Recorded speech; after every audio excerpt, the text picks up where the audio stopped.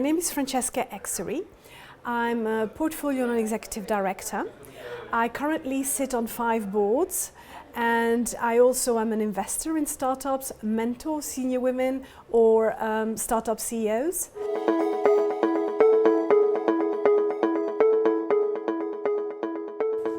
The most important thing is that you have intelligence. I mean, that's when things work out best. So the other items are that you are able to think strategically about the priorities of the business, about the business model. The fact that you are either familiar or experienced with either the challenges that the business is facing, or the industry that they're in, or the function that you are trying to represent on the board. So it's a matter of being able to contribute tangibly to issues. And then, of course, they're looking for a collaborative working style. The fact that you have emotional intelligence, so that when you make a point, it's more about constructive challenging than walking all over the flower beds. So that's quite important. And then to basically have a backbone, to have a spine, to be able to confront the emotionally charged issues or the difficult topics, and to be able to do them in an elegant way, but basically to get a result and a positive outcome. And then also that you add value to the executives, not just the board and the non-executives. So that's also very important, because if you have a functional expertise or an industry expertise, sometimes you'll be asked to mentor either the commercial director or the IT director or the digital director. And it would be churlish if you have the experience not to do that. So that's also expected and required. And finally, not to have an agenda, so that to come with an open mind and to have the best interest of the company at heart, because otherwise it's very difficult conversations, and those things happen with people who have large shareholding, and you need to address them, but preferably without an agenda. That's even better.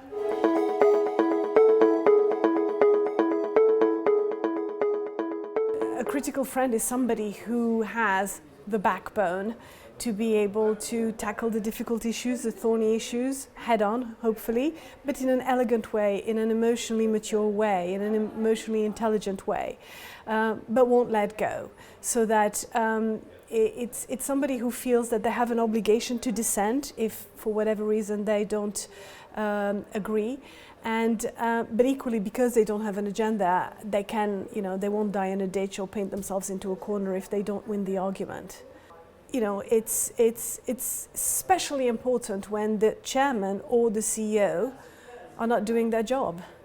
So if the chairman is not chairing properly, or the CEO is not driving the strategy properly, then somebody has to go and tackle that issue. And it doesn't have to be a big shouting match. It can be done outside the board meeting, but it's all about having the courage and the clarity to be able to tackle those issues.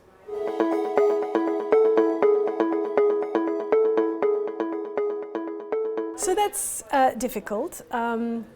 And you have to be fairly confident, because the conversations at a board meeting are going at a pace.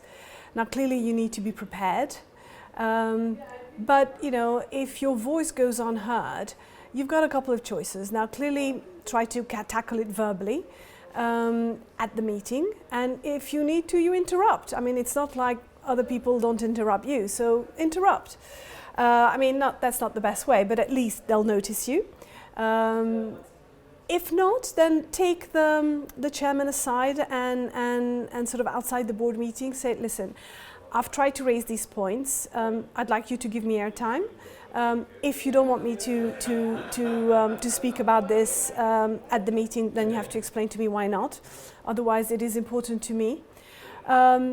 You can also make sure that you go on the record. So during the meeting, there's somebody taking minutes. You make sure that that particular opinion is noted, and you have an opportunity at the next meeting to verify that those have been captured. So there are various techniques. And then, look for allies in the boardroom. I mean, normally as a non-executive director, you don't have to bother about politics, but some politics 101 doesn't go amiss. So sort of try to find somebody on the board who agrees with you, and then agree a way forward on how you can make sure that that point is taken up.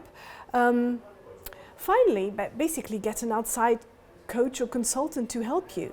And this is where you explain to the coach, you brief the coach saying these are the desired outcomes. Now clearly the coach needs to then coach the CEO or the chairman and manage that process. And hopefully, because the coach is briefed that those would be the desired outcome, they could bring a resolution about. So, don't give up. There are many ways, and it is your obligation to dissent. So, if you're not in agreement, you can't just sort of lie in a corner. You have to make sure that your voice is heard one way or another.